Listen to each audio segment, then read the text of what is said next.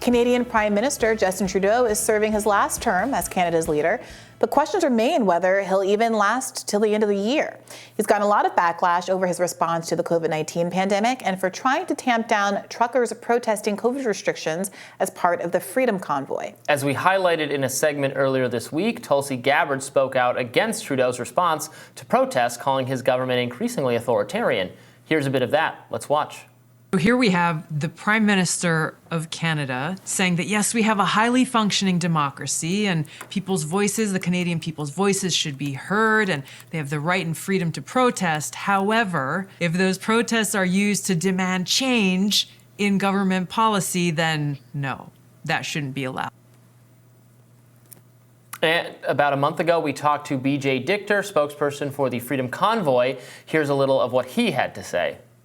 There was never even an attempt to talk to us and reach out to us, because all branches of government were blaming each other. This is what we learned in the commission, and trying to defer responsibility to one another. And then when nothing was getting done, they just, Prime Minister Blackface just brought down the hammer and decided it's time to crush the most peaceful protest in Canadian history. So the question becomes, how many people does the trucker convoy actually speak for? Do most Canadians, are they down with Trudeau's kind of soft, liberal, progressive-y, authoritarian? I might call it authoritarianism as a libertarian, as a supporter of probably a lot of what the convoy people wanted to get undone in terms of policies. But if Canadians feel differently, then no, Trudeau won't be doomed, or he'll be followed by a similar kind of administration if most people like what they're doing in terms of limiting hate speech and requiring COVID protections. I just don't know. Yeah, I mean, this is a complicated question because I think you're right, do the trucker protesters represent a meaningful cohort of the Canadian public in terms of their sentiment? I think it's a meaningful cohort, but it's not a majority. But also, that's one question to ask last year when this was happening. It's a completely other question to ask now when even the scientific consensus about some of the COVID-era protocols have shifted so much. You think unvaccinated truck drivers are not spreading COVID recklessly? Amazing. Exactly. Amazing. Exactly. So, even if people might not, even if the majority of the public or a plurality, significant number of the public might not have been with them at the time, I think it is, if anything, an increasingly relevant view that's probably being held by an increasingly large number of people. Now, does the next Trudeau basically embody his same neoliberal policies, but also have a little bit more sensitivity to some of these COVID concerns? That's a version of events that can happen. It's not like a wild swing in the other direction, but just people learn their lesson from this moment. But yeah, I remember when the trucker protests were happening and we were covering it. It was a very different atmosphere than it was today. And, I got a lot of pushback, even talking sympathetically about the kind of principle of the matter, the kind of freedom of movement, general principle of the matter back then. And it will be very interesting to see whether or not Canadians who are so kind of notoriously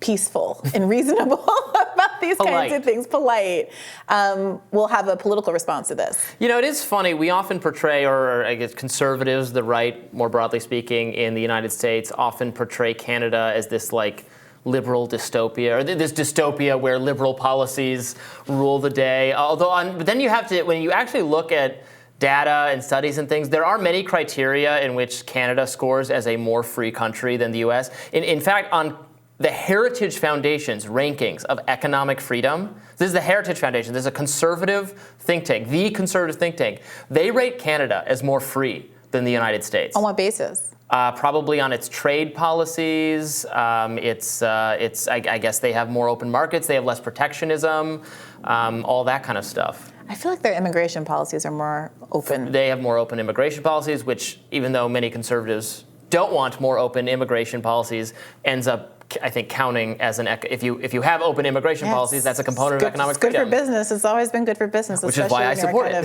Underpopulated place like Canada. Yeah, and I mean, they do allow more freedom of movement, that you can go there even if you're unvaccinated. The same is not true of the supposedly free United States. You cannot come here if you're unvaccinated unless you're a U.S. citizen. That is true.